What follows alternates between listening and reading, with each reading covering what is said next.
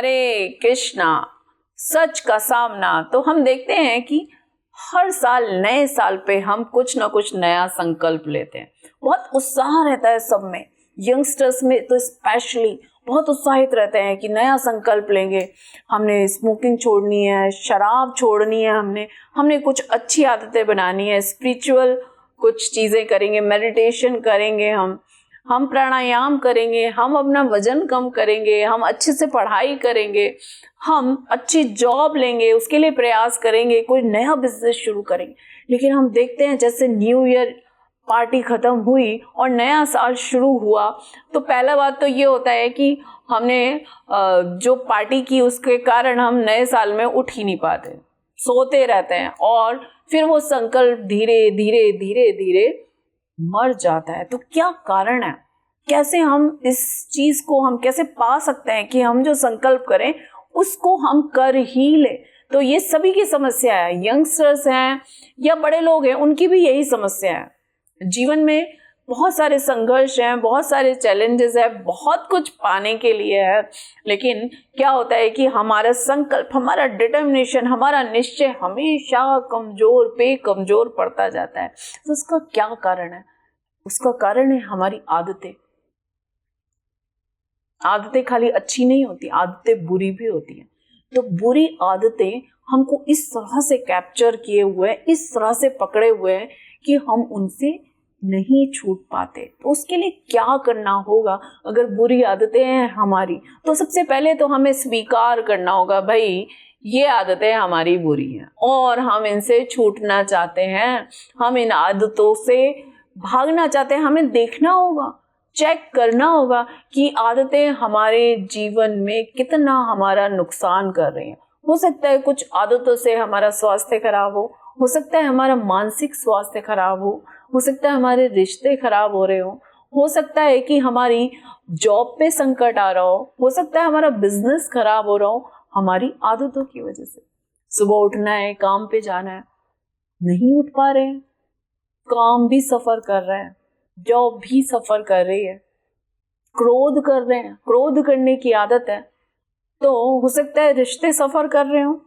हम बहुत सोचते हैं कंट्रोल करेंगे, अब की बार हम क्रोध नहीं करेंगे, लेकिन फिर जैसे ही सिचुएशन आती है हम क्रोध करने लग जाते हैं, तो हमारे रिश्ते खराब होते हैं। तो ऐसी हमारी बहुत सारी आदतें हैं। हर किसी व्यक्ति की जरूर ऐसी आदत होगी, कोई ना कोई बुरी आदत जो उसके जीवन में नुकसान कर रही होगी, तो हम उससे छूट नहीं पाते, पता सालों दर साल, और एक एज होने तक वही चीजें करते जाते कि इसीलिए सब कहते हैं देखो इसकी आदत बहुत बुरी है, और उस व्यक्ति को, उसके चरित्र को उसी से मानने लग जाते हैं कि वो व्यक्ति इस चरित्र वाला है, और दूर दूर तक वो बदनाम हुआ रहता है, तो चाह कर भी नहीं उसको ठीक कर पाता। तो आज हम देखेंगे कि किस तरह से हम इन आदतों से छुटकारा पा सकते हैं, बुरी आदतों से, और फिर अच्छी आदतों को भी पकड़ेंगे। तो हमारा संग भी, एसोसिएशन, हम किन से लोगों से संग कर रहे हैं, किन के साथ हम रह रहे हैं, उठ रहे हैं, बैठ रहे हैं, अपने विचारों का आदान प्रदान कर रहे हैं, तो ये हमारे को बहुत इफेक्ट करता है। क्योंकि जैसे लोगों का संग करेंगे वैसा ही, जैसा संग वैसा रंग, तो वैसे ही हमारी आदतें बन जाती हैं, हमारा प्रभाव रहता है उनके ऊपर। कई लोग बिल्कुल क्रोधित व्यक्ति होते हैं, एंग्री मैन, तो हमें लगता है कि बड़ा क्रोध करना तो बड़ा अच्छा है। कई लोग बहुत ज्यादा नशा करते हैं, तो हमें लगता है इसमें क्या बुरा है, भाई वो इतने सारे लोग नशा करते रहे, मेरे मित्र नशा कर रहे और हम छूटना भी चाहेंगे, कहेंगे चलो आ जाओ चलो पार्टी करते हैं, और हम नशा, फिर अगेन हम इतनी बार संकल्प लिया, इतनी बार गिल्टी फील किया, और इतना लोगों से प्रॉमिस किया, अपने घर वालों से प्रॉमिस किया अब हम ऐसा नहीं करेंगे, फिर हम उसी जाल में फंस जाते हैं।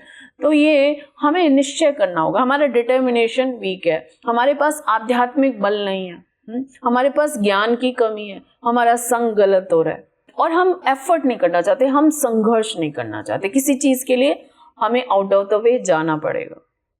तो जिस दिन हम संकल्प कर लेंगे, निश्चय कर लेंगे, हमारा संग अच्छा होगा, हमारे पास आध्यात्मिक बल होगा, तब हम उसको फाइट बैक कर सकते हैं। जैसे एक बार कुछ ईगल थे, ईगल मीन्स बाज, तो वो एक टापू पे रहते थे, वहां पे खाना पीना खत्म हो रहा था, मीन्स जो शिकार करते थे वो लोग खत्म हो रहे थे, तो और पानी वानी भी लग रहा था कि खत्म होने वाला है, तो उन्होंने सोचा चलो दूसरे टापू का बड़ा नाम सुना है, वहां पे चले जाएंगे। तो वो दूसरे टापू पे जाते हैं और वहां पे देखते हैं तो बहुत ही कंफर्टेबल लाइफ है, खाना वाना जो भी जानवरों का शिकार करके वो खाते थे वहां पे खूब अवेलेबल थे, पानी वानी मतलब कंफर्टेबल था।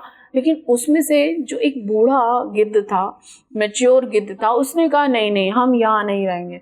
तो अरे आपको क्या हो गया है, आप बूढ़े हो गए हो, आप सनकी हो गए हो, आपको समझ नहीं आ रहा, इतना सब कंफर्टेबल है यहाँ पे और आप हमें यहाँ रहने दे रहे। तो यंग थे जो थे वो कंफर्टेबल रहना चाहते हैं, सब कुछ अच्छे से मिल जाए, हम आनंद लें, एंजॉय करें, बस ये चले।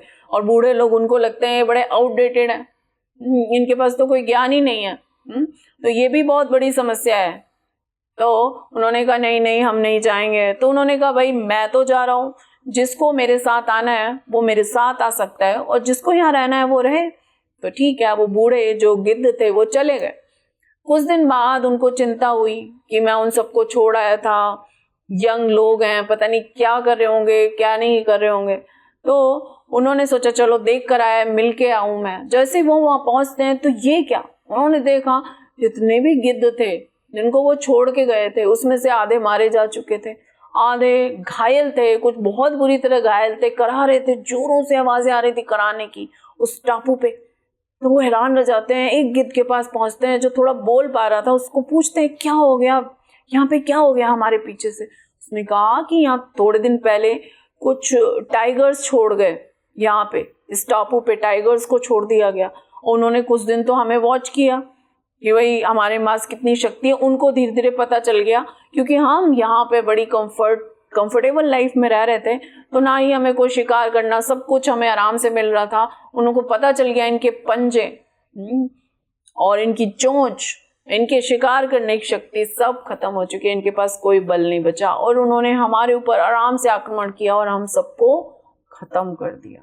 तो लाइफ में संघर्ष करना, फाइट बैक करना और आउट ऑफ द वे जाना बहुत ज़्यादा जरूरी है। हम सोचें कि हम बस कंफर्ट जोन में रहेंगे तो हमारी बुरी आदतें कैसे जाने वाली हैं, किसी भी हालत में नहीं जाने वाली। हम कंफर्टेबल रह रह के हमने ऐसी आदतें बना ली कि हमारा स्वास्थ्य एकदम चला गया। आज तो देखते हैं कि पहले ऐसे नहीं होता था कि यंग लोगों उनको बीमारी बीपी, हार्ट अटैक, माइग्रेन, लेकिन ये आम हो गया है। शुगर होना, थायराइड होना, ये एक आम हो गया है, बिल्कुल आम हो गया। लेकिन पहले अब आम हो गया, पहले ऐसा नहीं था। बड़ों की बातें सुनी जाती थी, आध्यात्मिक जीवन की तरफ समय देते थे लोग। अब सब कुछ उल्टा हो गया, आध्यात्मिक जीवन तो चाहिए ही नहीं। तो हमें अच्छी आदतें बनानी है, उसके अंदर अच्छी आदतों के अंदर हमको अपने आध्यात्मिक जीवन पे भी ध्यान देना होगा, ध्यान लगाना होगा, भगवान के नामों का जप करना होगा।